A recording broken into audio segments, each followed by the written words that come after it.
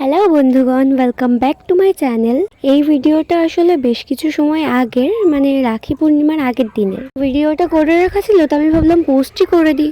এটা আমার একটা ভাই রাখি পূর্ণিমার আগের দিন এসেছিলেন, ছোটো মামার ছেলে। তো বলছিল, দিদি বেকার বাড়ি বসে আছি, তো একটু ঘুরে আসি বাইরে থেকে। তাই আমি, বোন আর ভাই মিলে বেরিয়ে পড়েছিলাম একটু ঘুরতে।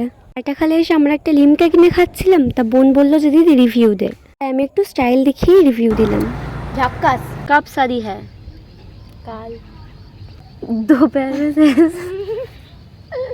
খ্রিস্টানদের দুপুরে বিয়ে হয়, মাছ ধরে।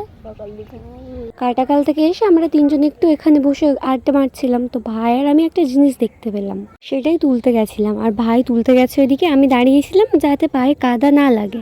তা সত্ত্বেও আমার পায়ে পুরো কাদা ভর্তি হয়ে গিয়েছিল। তো সাইডের একটা পুকুর থেকে পা ধুয়ে নিলাম, তারপরে বাড়িতে চলে এসেছিলাম। দাদার সাথে দেখা হয়েছিল, দাদা ফিরছিল বাড়ি, আর আমাদের আর হাঁটার ক্ষমতা ছিল না।